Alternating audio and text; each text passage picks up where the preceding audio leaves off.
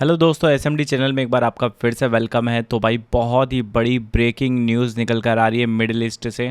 United State ने Iran के सबसे important oil export hub Kharg Island पर मैसिव एयर स्ट्राइक की है, जिसकी वजह से भाई रिपोर्ट के मुताबिक ये स्ट्राइक ईरानियन मिलिट्री टारगेट को डिस्ट्रॉय करने के लिए की गई थी। खर्ग आइलैंड कोई सामान्य जगह नहीं है। ईरान का लगभग 90% क्रूड ऑयल एक्सपोर्ट इसी आइलैंड से होता है। यानी अगर यहाँ टेंशन बढ़ती है तो उसका सीधा सा इम्पैक्ट ग्लोबल ऑयल सप्लाई पर पड़ सकता है, और जिसके चलते भाई ऑयल के प्राइस पता नहीं कहाँ पहुँचेंगे। ऑलरेडी सेंचुरी पार कर चुके हैं अभी, और इसी वजह से पूरी दुनिया के फाइनेंशियल मार्केट इस खबर को बहुत ध्यान से देख रहे हैं। सबसे बड़ा सवाल यह है, क्या ये कॉन्फ्लिक्ट और एक्सक्लेट हो सकती है? क्या इसके चलते क्रूड ऑयल प्राइस तेज़ी से स्पाइक कर सकता है? और सबसे इम्पॉर्टेंट, अगर ऐसा हुआ तो इंडिया और इंडियन स्टॉक मार्केट पर इसका क्या इम्पैक्ट पड़ेगा? आज के इस वीडियो में हम पूरी सिचुएशन को डिटेल में समझने की कोशिश करेंगे। सबसे पहले बात करेंगे भाई खर्ग आइलैंड के बारे में। तो ये आइलैंड है क्या भाई? सबसे पहले खर्ग आइलैंड एक्चुअली में भाई पर्शियन गल्फ में लोकेटेड एक आइलैंड है, और ये ईरान का सबसे बड़ा ऑयल एक्सपोर्ट टर्मिनल है।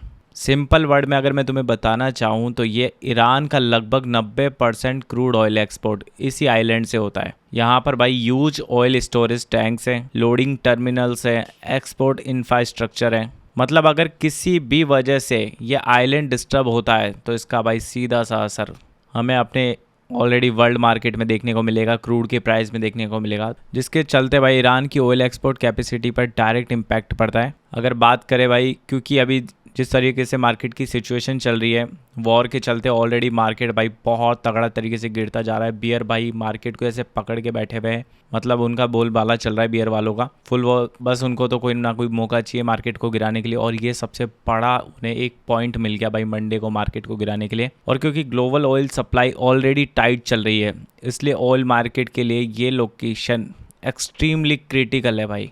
इसी वजह से खर्ग आइलैंड को ईरान की ऑयल की लाइफलाइन भी कहा जाता है। अब बात सबसे इम्पॉर्टेंट पॉइंट यह है कि भाई यूएस ने इसके ऊपर अटैक क्यों किया? ऑलरेडी मार्केट के अंदर ऑयल का प्राइस भाई सेंचुरी पार कर चुका है, फिर ऐसा क्या नौबत आ गई भाई कि ट्रम्प को इसके ऊपर अटैक करना पड़ गया? रिपोर्ट के अकॉर्डिंग अगर देखा जाए तो भाई यूएस ने इसके ऊपर क्यों अटैक करा, तो भाई उन्होंने इसलिए अटैक करा, वो बता रहे हैं कि ईरानियन मिलिट्री इंस्टॉलेशन चल रहा था वहाँ पे already, and radar system, air defence system, drone related facilities. US के कहना है कि ये स्ट्राइक ईरान की मिलिट्री कैपेसिटी को वीक करने के लिए की गई है। मतलब ऑलरेडी वो बना रहे परमाणु, उस हिसाब से वो नहीं चाहता है, यूएस नहीं चाहता कि ये परमाणु बम कभी बना पाए। दूसरा रीज़न है रीजनल सिक्योरिटी। मिडिल ईस्ट में ऑलरेडी टेंशन चल रही है। अगर ईरान शिपिंग रूट को डिस्टर्ब करता है तो ग्लोबल ऑयल सप्लाई रिस्क में आ सकती है। इसलिए यूएस एक स्ट्रॉन्ग मैसेज देना चाहता था कि अगर सिचुएशन एक्सक्लेट होती है तो और मिलिट्री एक्शन भी हो सकता है। एक इम्पॉर्टेंट बात यह भी है कि स्ट्राइक में ऑयल इंफ्रास्ट्रक्चर को इंटेंशनली टारगेट नहीं किया गया है, क्योंकि अगर ऑयल टर्मिनल्स डिस्ट्रॉय हो जाता है तो ग्लोबल ऑयल मार्केट में इमिडिएटली शॉक आ सकता है भाई इसके चलते। एंड बात करें भाई स्ट्रेट ऑफ हॉर्मुज़ के बारे में, तो सबसे इम्पोर्टेंट लोकेशन है। और अब एक और इम्पोर्टेंट लोकेशन समझिए, स्ट्रेट ऑफ हॉर्मुज़ ये ईरान और ओमान के बीच एक नैरो सी रूट है, एक छोटा सा रास्ता भाई समुद्र का, ये वो रूट है। लेकिन इसका इम्पोर्टेंट भाई बहुत बढ़िया है। दुनिया का लगभग 20% क्रूड ऑयल सप्लाई इसी रूट से पास होकर जाता है।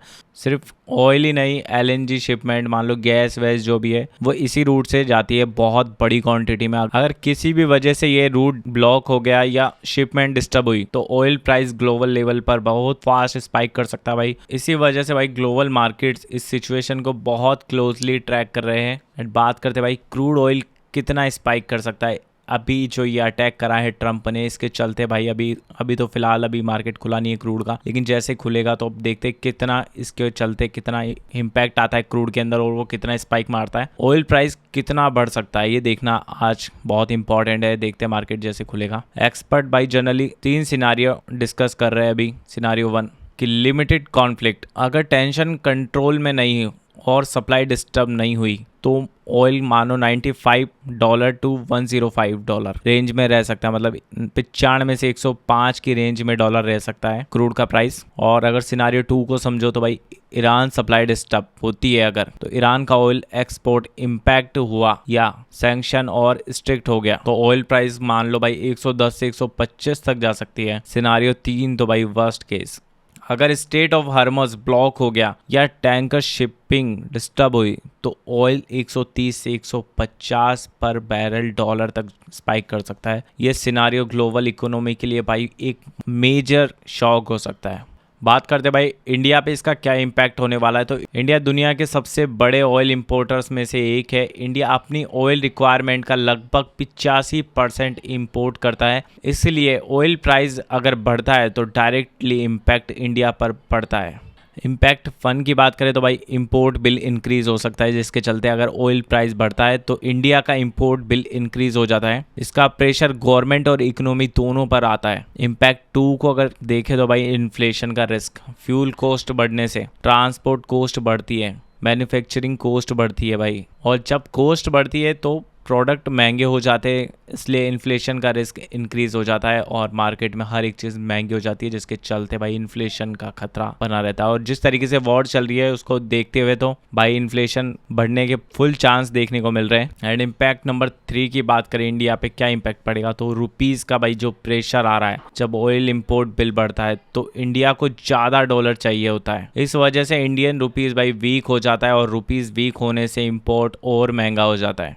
बात करते हैं भाई stock market, Indian stock market पे इसका क्या इम्पैक्ट पड़ सकता है। अगर क्रूड ऑयल स्पाइक करता है तो मार्केट सेंटीमेंट नेगेटिव हो सकता है। शॉर्ट टर्म में मैं अगर तुम्हें समझाऊं तो मार्केट प्रेशर में आ सकता है। सबसे ज़्यादा इम्पैक्ट किस सेक्टर पर पड़ेगा, तो भाई नेगेटिव इम्पैक्ट की बात कर ले तो एविएशन सेक्टर की बात, aviation sector, paint companies, tyre companies, logistic companies, क्योंकि इनका मेजर कॉस्ट फ्यूल से लिंक्ड होता है। कौन से स्टॉक्स को इसका फायदा मिल सकता है, तो ऑयल प्रोडक्ट कंपनीज को बेनिफिट मिल सकता है, जैसे ONGC, ऑयल इंडिया। अगर ऑयल प्राइस बढ़ता है तो इनकी रेवेन्यू और प्रॉफिटेबिलिटी इंप्रूव हो सकती है। मार्केट में कितना करेक्शन पॉसिबल है, अगर क्रूड ऑयल 120 के पास गया तो भाई इंडियन मार्केट में वॉलेटिलिटी बढ़ सकती है। पॉसिबल इम्पैक्ट की बात करें तो FIIs भाई ऑलरेडी सेलिंग में है, वो और सेलिंग करेंगे दबा के, और रुपीस का जो प्रेशर बना हुआ है भाई वो तो पूछो ही मत। FIIs को कहीं टिकने देगा नहीं मार्केट के अंदर। और मार्केट करेक्शन शॉर्ट टर्म में मैं बताऊं भाई तुम्हें 5 से 10% करेक्शन भी पॉसिबल हो सकता है, लेकिन ये सब डिपेंड करता है कि मिडिल ईस्ट कॉन्फ्लिक्ट कितना एक्सक्लेट होता है। और भाई फाइनल कंक्लूजन के बारे में बात कर लेते तो दोस्तों सिचुएशन सिंपल, US स्ट्राइक के बाद मिडिल ईस्ट टेंशन